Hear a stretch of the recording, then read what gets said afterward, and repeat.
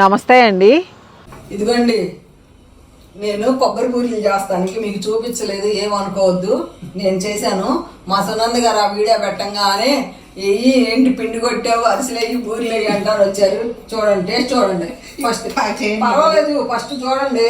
మీకు ఇష్టంగా సలుడి చేస్తా. సునంద గారికి వచ్చారు వీడియో చూసి ఏది అని నేను పూరీలు చేసి మీకు చూపిస్తాను.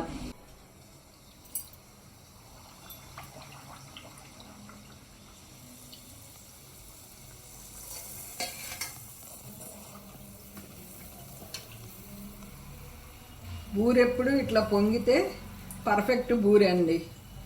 చాలా సంవత్సరాల తర్వాత బూరెలు వండానండి. బాగానే వచ్చింది ఫస్ట్ బూరి. అన్ని బూరెలు మీకు వండి చూపిస్తాను. నాకు అలవాటే, ఏదో సరదాగా.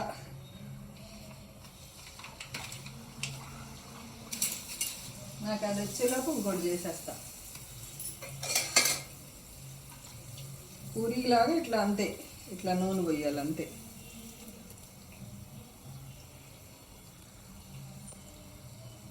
చూసారుగా, అన్ని బూరెలు చేసి మీకు చూపిస్తాను. ఇంతే పద్ధతి.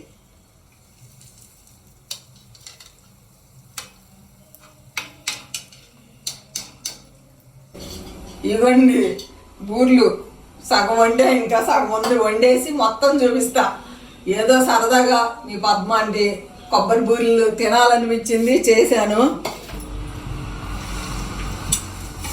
నూనె రాసుకుంటాం మనం, బూరి చేస్తాం మనం, అంతేనండి. ఇట్లా ఎట్ట పొంగుతున్నాయి చూసారా, అంతే. మనం బూరెలకి అరిసెలకి తడి పిండి ఎలా చేసుకోవాలి అని ఒక వీడియో పెట్టానండి. రాత్రిపూట బియ్యం నానబెట్టి మరుసటి రోజు 4ంటికి పిండి కొట్టాను. బియ్యాన్ని 3-4 సార్లు కడిగి మంచిగా బుట్టకు పడేసి క్లాత్ మీద ఆరబెట్టి నేను ఒక డబ్బాలో పోసి ఫ్రిడ్జ్లో పెట్టి 1.5 అవర్ తర్వాత మిక్సీలో వేసుకుని మనం పిండి చేసుకోవచ్చండి. అలా చేసుకుంటాం వలన మిక్సీ వేడెక్కలేదు, త్వరగా తడిపిండి తయారైంది.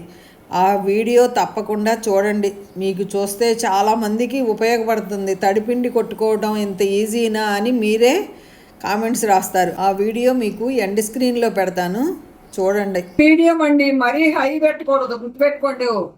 హై పెట్టామనుకోండి నల్లగా వచ్చేస్తాయి. అది పైకి వచ్చేలోపు ఇంకోటి చేసేసుకుంటున్నా. ఇదిగోండి ఇట్లా ఇట్లా చేసేసుకుంటున్నా. ఇదిగోండి ఇట్లా అంటున్నా.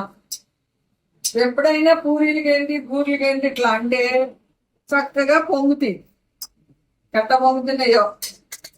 మా ఊర్లో చిన్నప్పుడు బాగా పొంగుతున్నాయి అంటే ఊరుకునేవారు కదా, పెద్దవాళ్ళు తిట్టేవారు మమ్మల్ని, దిష్టి తగులుతుందని.